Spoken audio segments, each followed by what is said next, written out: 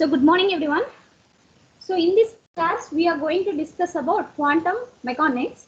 So quantum mechanics is a branch of physics that deals with very minute particles of the material.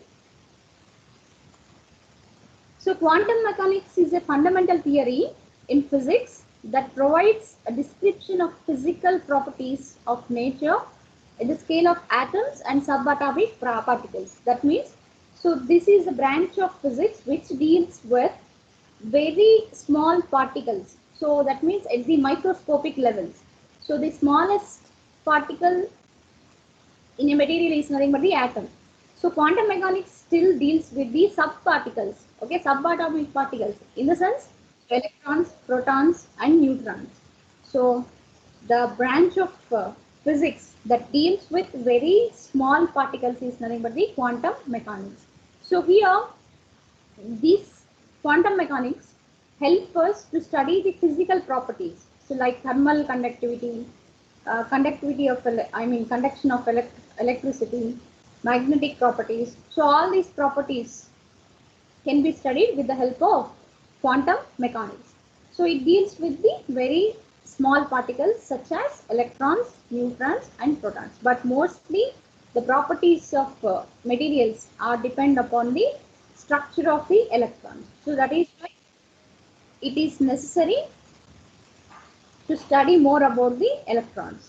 So here in this quantum mechanics we are going to learn that how the conductivity of a particle is depend upon the electrons,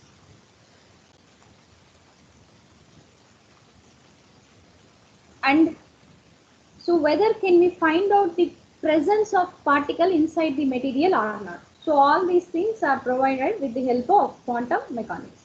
And according to the quantum mechanics, so matter can have either particle nature or wave nature. That means it can behave like particle as well as the wave. So in some cases, in order to study few processes like interference, diffraction and polarization, which we have discussed already. So in that cases, it is necessary for light to behave as wave. So in such case only it is possible to study about these phenomena. So and in another cases, for example like photoelectric effect and Compton effect, so it is necessary for light or matter to behave like particles, that means photons. So based on all these phenomena, so we have known that so light can display or light can behave like particle as well as wave. Similarly, so in quantum mechanics, de Broglie have proposed his hypothesis so related to the matter of the materials. So similar to the light, so matter also can behave like particle as well as wave. So this is what suggested by the scientist known as de Broglie, and his thesis is known as de Broglie's hypothesis. And coming to the another properties like photoelectric effect and Compton effect suggests that so whenever electromagnetic wave interacts with the matter, it will behave like a particle. Similarly, according to the photoelectric effect, so whenever radiation is absorbed by the electrons present in the material, so then the electrons get excited because of that extra energy and escape from the material. So this is nothing but the photoelectric effect. So these two effects suggest that matter will have a particle nature. That means matter will possess photons in it.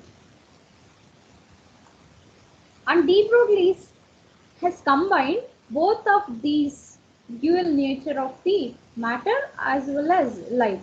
So de Broglie proposed that a moving particle, so whatever its nature may be, has waves associated with it.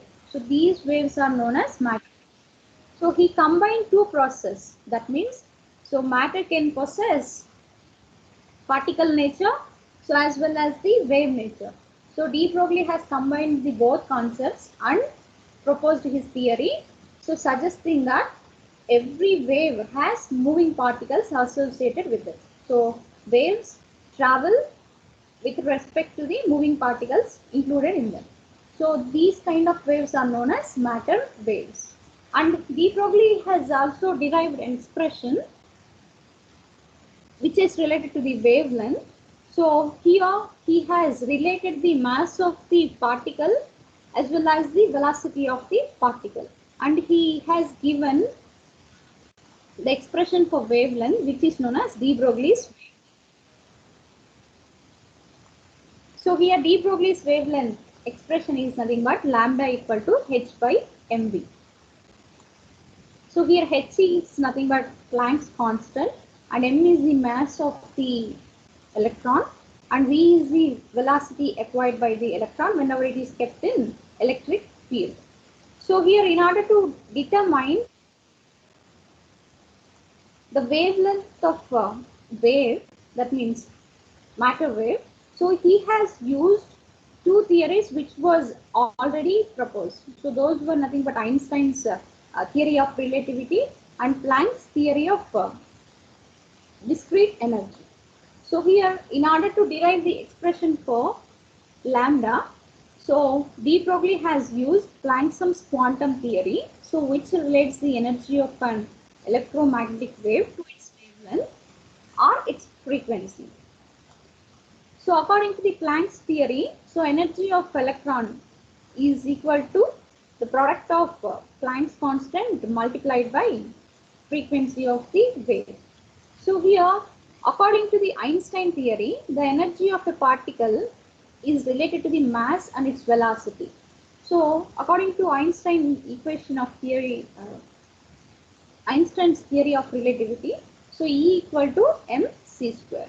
So de Broglie has equaled these two theories and derived the expression for lambda. So according to these two theories, these two are nothing but the energies possessed by the matter waves. So equating these two conditions, we are getting E equal to h nu. So nu is nothing but the frequency of the matter wave. So here we have the relationship between frequency and wavelength. So that is nothing but nu equal to c by lambda.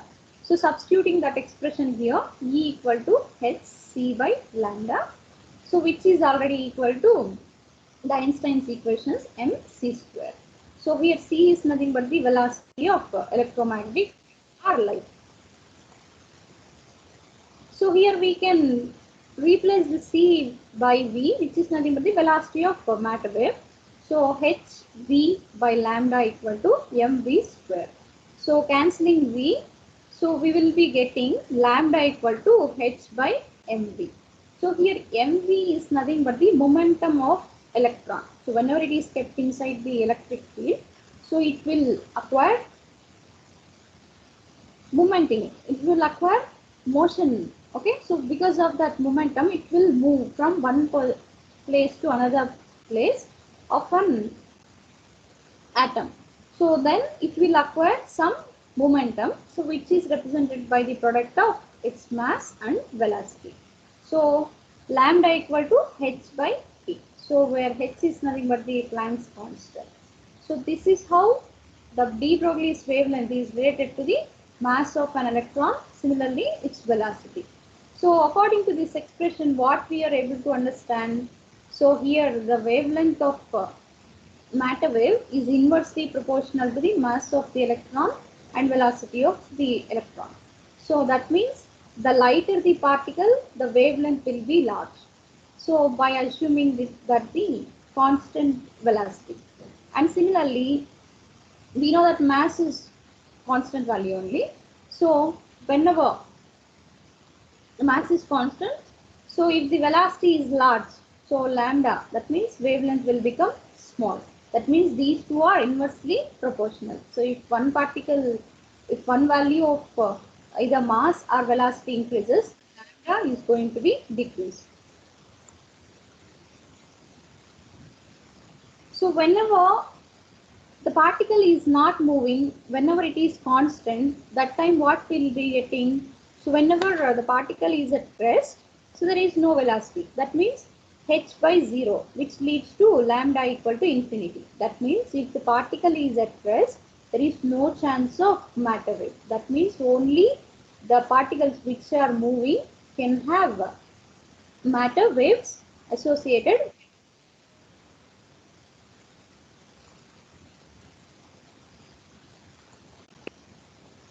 And similarly, de Broglie has related the wavelength to the kinetic energy acquired by the electron. So kinetic energy is nothing but the energy associated with moving particle.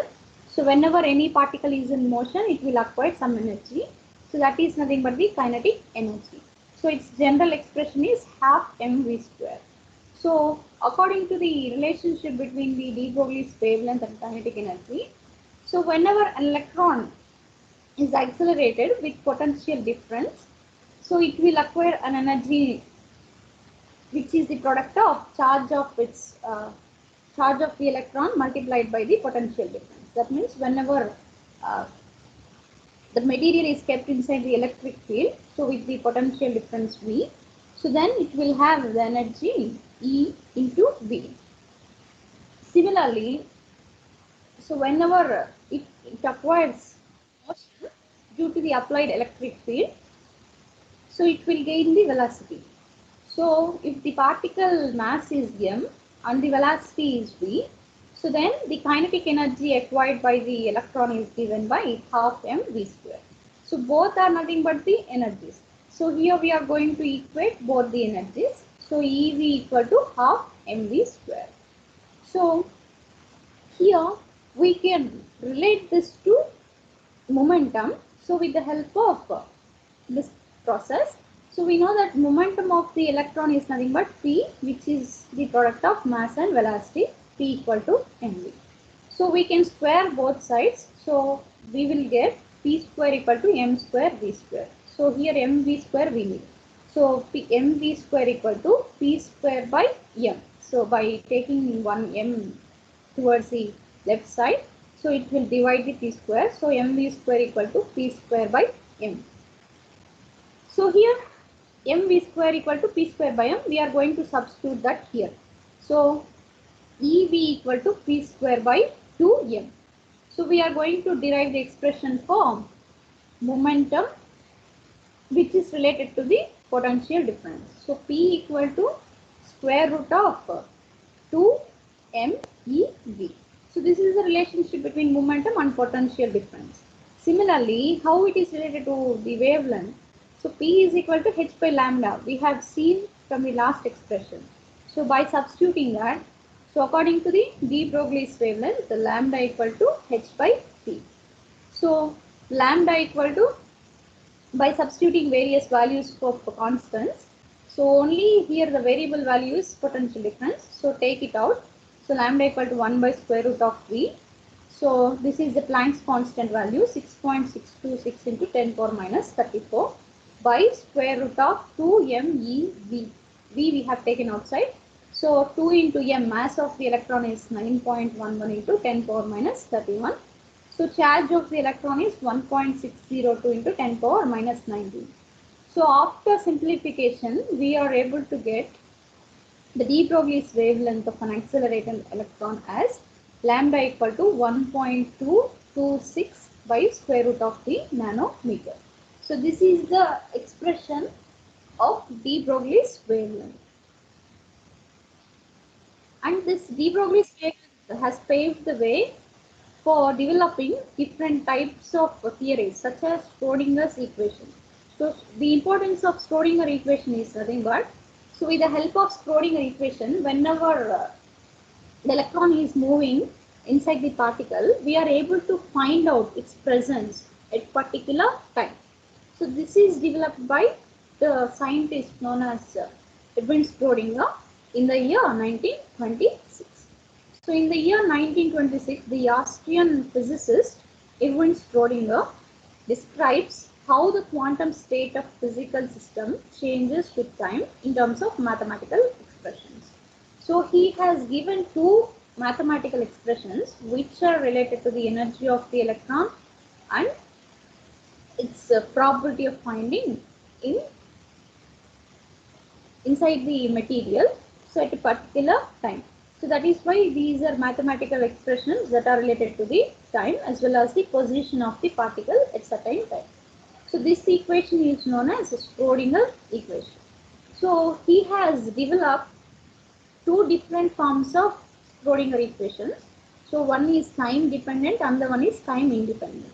So here when coming to the case of time independent, so here the potential energy of particle will not depend upon the time. So it is independent of the time. So we have one expression known as time independent Schrodinger equation. And when it is related to the time, so when the potential energy of waves is continuously varying with respect to time, so then it will have another form known as time dependent equation. So this is the general form of the time dependent Schrodinger equation. So time dependent equation used for describing progressive waves. That means whenever the matter waves are endlessly continuing, that means if they do not stop at any point, if they are traveling endlessly, that kind of waves are known as progressive waves. So this time dependent Schrodinger equation tell about the behavior of progressive waves. So the general form of the equation is minus h square by 8 pi square m d square psi by dx square plus v psi equal to minus ih by 2 by d psi by dt. So here V is the potential difference and psi is the probability of finding particle inside the material.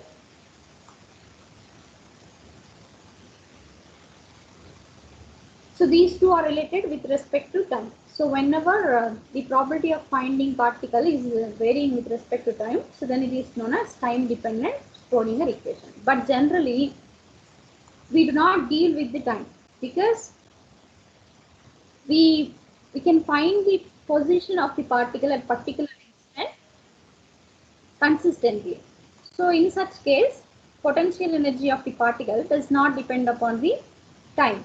So it is only the function of the position. So in such case, the behavior of the particle is expressed in terms of Schrodinger's time independent wave equation. It generally deals with the standing waves. Standing waves means they confined to particular positions. They will not travel endlessly. Such kind of waves are nothing but standing waves.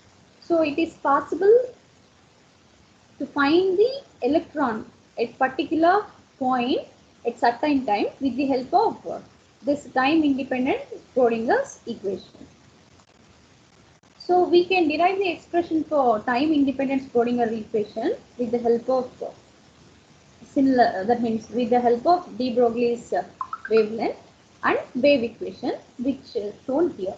So whenever we consider the particle which has mass m and moving with the velocity v, so the de Broglie's wavelength associated with this is nothing but lambda equal to h by mv, which is equal to h by p.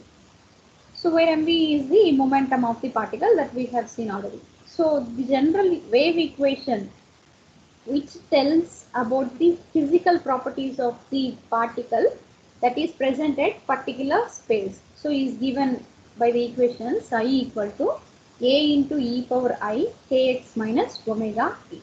So here a is the constant, k is the vector related to the position and x is the position of the particle, omega is the angular frequency of the wave and time is the t is the time with respect to that matter wave. So here we need to derive this expression two times with respect to t. So d psi by dt equal to a into e for I kx minus omega t. So here we are going to differentiate with respect to t. So we are going to take away minus I omega outside. So here you can see it. So by differentiating that again with respect to t, so we are able to get the second order differentiation d square psi by dt square. So here we are going to get again minus I omega outside. So minus into minus plus. So actually I square we have. So I square value is nothing but minus. So minus 1. So in the second order differentiation we are going to get the expression like d squared psi by dt square equal to minus a omega square e power I kx minus omega t. So this a into e power I kx minus omega t is nothing but psi. That is nothing but wave equation. So replacing it with this, we are going to get minus omega square psi. So the general equation of traveling wave is nothing but d square y by dx square, which is equal to 1 by v square d square y by dt square. That means whenever it is traveling with some velocity, so with some displacement y, this is the general equation of motion of a wave. So here y is nothing but the displacement. So this displacement is replaced with the help of wave equation because it is going to describe the displacement of the electron that is traveling inside the material. So here d square psi by dx square equal to 1 by v square d square psi by dt square. So in our case, that means in time independent Schrödinger's equation, so psi is going to tell us the position of the particle. So that is why this traveling wave equation is slightly modified with the help of wave function. So here psi is nothing the displacement at time t. So from the equations 3 and 4, so these are equations 3 and 4. So we are going to substitute the value of d square psi by dt square here. So this equation will become like this. So d square psi by dx square equal to minus omega square v square into psi, because we have substituted this value here, d square psi by dt square, in this equation 4. So according to the general properties, so we know that this omega is the angular frequency. So whose value is nothing but 2 pi nu. Okay. So in terms of its frequency. And v is nothing but the nu lambda. Velocity is related to the frequency and wavelength by this formula. So we are going to substitute these values here. So d square psi by dx square equal to, so 2 pi nu whole square. That means 4 pi nu square. So nu is nothing but the v by lambda, right? So that is also we are going to substitute here. So when we substitute this, what will we will be able to get? So v square by lambda square. So already here v square is present. So that v square is going to cancel. So 4 pi square by lambda square into psi we are going to get. So or we can write this equation like this also. 1 by lambda square equal to minus 1 by 4 pi square psi d square psi by dx square. And when the energy is conserved, so total energy present in the particle is the sum of kinetic energy as well as potential energy. So now we are going to use the expression for kinetic energy, which is acquired by the motion of electron. So kinetic energy equal to half mv square, so which is already related to the momentum with the expression p square by 2m. So here we are going to substitute p is equal to h by lambda. So p square is nothing but h square by lambda square, so which is multiplied by 2m. So this we are going to use here. So kinetic energy h square by 2m equal to, so according to this equation 1 by lambda square equal to minus 1 by 4 pi square psi d square psi by dx square. We are going to substitute this here.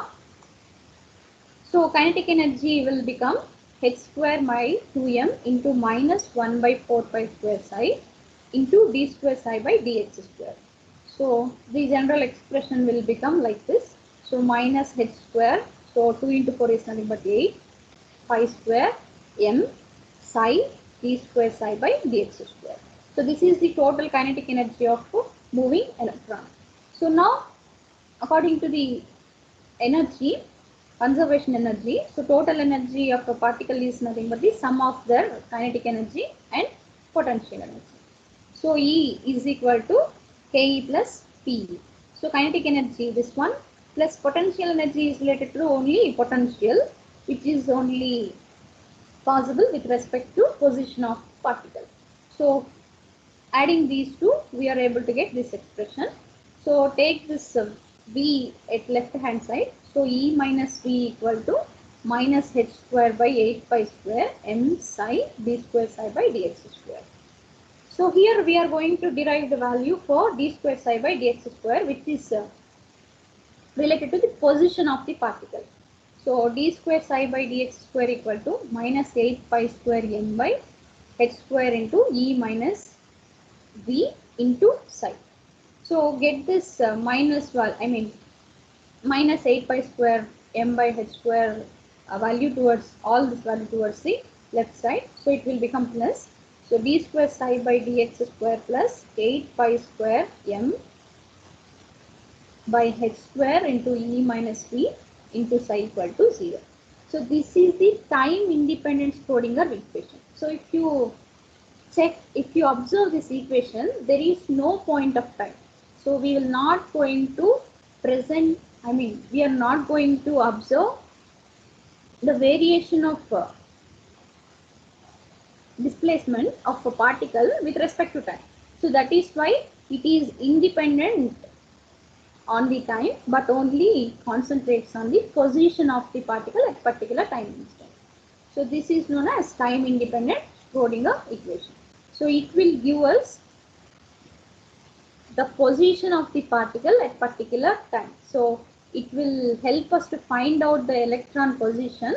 So where it is exactly present. So when it is present, we are going to get its presence in terms of probability function psi. And if the electron is not present, we are going to get its value 0. So like this. So here the importance of wave function, which we have discussed already, is nothing but the, so it deals with the physical properties of the electron. That means physical position of the electron. So but psi itself will not give us the probability, but when it is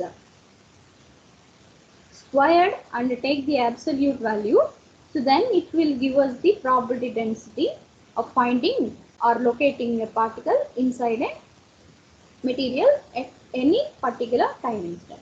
So it will give us the position of the particle in three-dimensional lattice of any material. So where it is exactly located in the three-dimensional space.